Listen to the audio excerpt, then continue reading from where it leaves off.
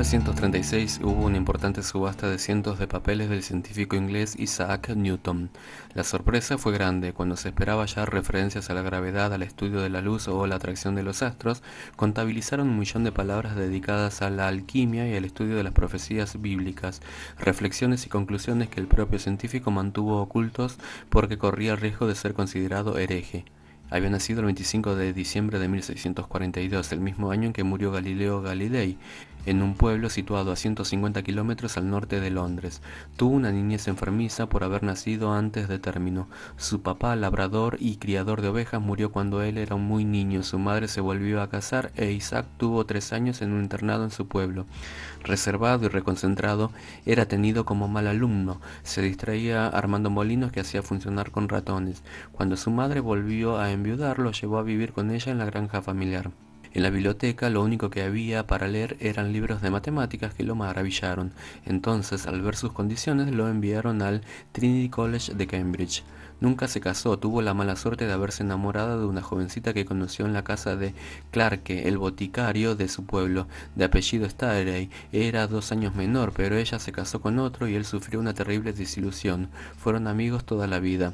Llegó a ser titular de la prestigiosa cátedra de matemáticas en Cambridge, donde se destacó como docente a la par que se dedicaba a la investigación. Halló la fórmula de lo que universalmente se conoce como el binomio de Newton, estudió la luz blanca, el arco iris e inventó un telescopio de reflexión. En 1666 dejó Cambridge escapando de la peste y regresó a su pueblo natal, donde un día descansando bajo un árbol tuvo el episodio de la caída de la manzana sobre su cabeza, que se acerca más a una leyenda que a un hecho de real. De todas formas, sus estudios de la gravedad fueron importantísimos. En 1672 fue nombrado miembro de la Royal Society de Londres. 3 años después dio a conocer sus trabajos sobre los colores y la constitución de la luz. Por 1675 se ocupó del estudio de la electricidad.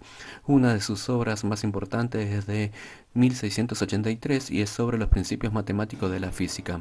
Copérnico y Kepler habían estudiado antes que él la atracción de los astros, pero él estudió la intensidad de esa fuerza cuya demostración terminó para siempre con la astronomía antigua. En Londres vivió en Martin Street, estuvo 1 año y medio sin hacer absolutamente nada a raíz de una crisis de locura por exceso de trabajo. Además, su perro demente, jugando, volcó accidentalmente una vela sobre sus papeles y un incendio transformó en cenizas años de trabajo. De una entereza casi inhumana en la permanente búsqueda de la verdad en la ciencia, se lo consideró un seguidor de Galileo. Lo que hizo Newton fue tomar lo que había hecho el astrónomo italiano y desarrollarlo especialmente en lo referido a la física. En 1689 se transformó en un político Whig y fue miembro del Parlamento por la Universidad de Cambridge, al defender los derechos de esa casa de estudios contra los intentos reales de transformarla en una institución católica. Sin embargo, se dio cuenta de que no estaba hecho para eso y casi no habló en el recinto.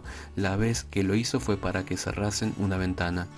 Por su amistad con Carlos Montagnier, Lord Halifax logró que lo emplearan como inspector en la Casa de Moneda, periodo en el que dejó de lado a la ciencia, salvo por el tiempo que le dedicó a la elaboración del Tratado de Óptica.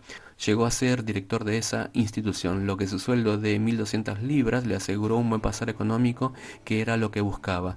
Desde 1703 presidió hasta su muerte la Royal Society y 2 años más tarde fue distinguido con el título de Sir. Su escudo de armas son 2 huesos cruzados de oveja, que aún se conserva en la entrada de su casa natal.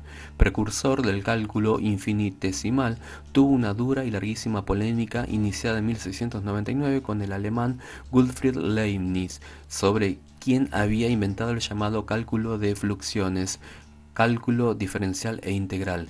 Era de esos científicos que se jugaba la vida por lo que creía, dedicó mucho tiempo a cuestiones prohibidas, la alquimia, una práctica milenaria que significa mezcla de líquidos, donde encontró el principio activo de la materia.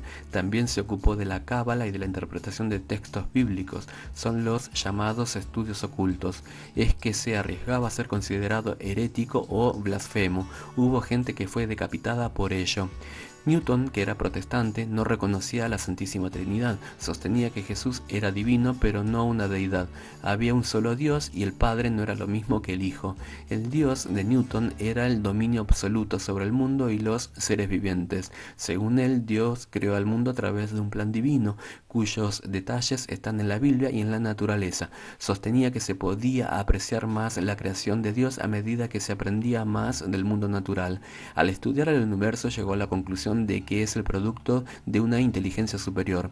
Investigó sobre una fórmula para alcanzar la inmortalidad a través de la piedra filosofal, que se sostenía que era una materia prima a partir de la cual se había creado todo el universo.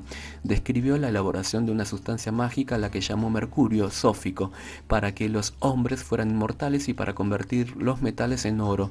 No fue el primero en ahondar en esta cuestión, sino que retomó estudios que venían de la Edad Media, cuando la alquimia se consideraba una ciencia oficial. Era obsesivo. Cuando se dedicaba a algo dejaba de lado todo lo demás. Una vez le preguntaron cómo había llevado adelante semejante obra y respondió que pensando siempre. Murió en Kensington el 20 de marzo de 1727. El siglo XVIII lo tomó como un actor importante aún sin entenderlo. La Sociedad Real de Ciencias de Londres sufría un proceso de decadencia en investigación científica. Faltaban ideas creativas y Newton les vino como anillo al dedo y su obra fue revalorizada en su conjunto. Fue enterrado en la abadía de Westminster. Su epitafio lo describe: aquí yace Sir Isaac Newton, caballero que por un vigor casi sobrenatural de su inteligencia demostró por vez primera los movimientos y las figuras, y todo por una manzana que cayó sobre su cabeza.